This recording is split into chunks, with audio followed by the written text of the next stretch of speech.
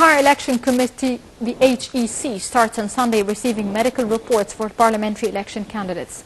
This came after closing the door for submitting the candidates' applications, except the 7th constituency in Cairo and the 1st and 2nd constituency in Qina Governorate. The Higher Election Committee announced that it received candidate applications from 899 on Saturday and affirmed that the number of applicants have reached 5,936 for individual seats, as well as 12 lists. It said that the final list of candidates will be announced on the 16th of September.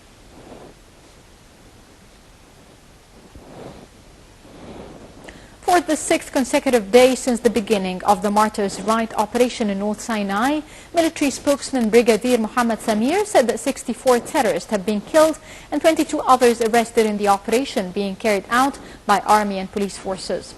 In a statement, Samir said that 5 explosives depots have been destroyed. The army spokesman added that an officer and soldier were killed during an exchange for a fight with the terrorists.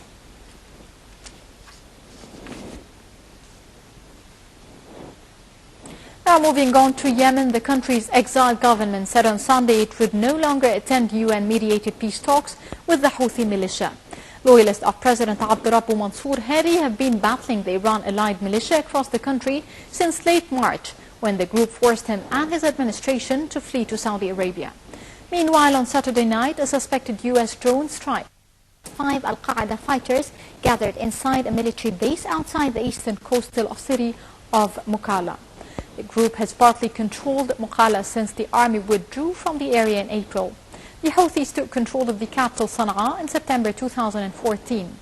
Hailing the news-coupled talks on Friday, the UN Security Council had urged the parties to refrain from preconditions and unilateral actions. Peace talks in June failed to end the fighting, which has brought this country to the brink of famine, killed more than 4,500 people.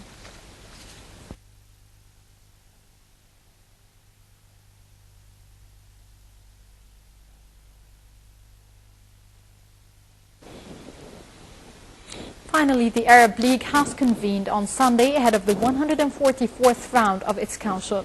On the agenda of the Arab League ministerial meeting is the situation in Syria, Yemen, and Palestine. For more details, we are joined on the phone now by my colleague to the Arab League, Mona Musalhi. Good afternoon, Mona. Yes, good afternoon to you, Yasmin. Would you please tell me about the latest developments in this meeting? Right, the opening session of the 144th Ministerial Council meeting just closed a few minutes ago, and of course there was a conciliatory one right before the opening session. Of course there are lots of points on the agenda, particularly the Palestinian-Israeli stalemate, which they have been discussing thoroughly because of this UN invitation for all parties concerned to hold a meeting in the United Nations by the end of this month, of course. They all spoke about the case that has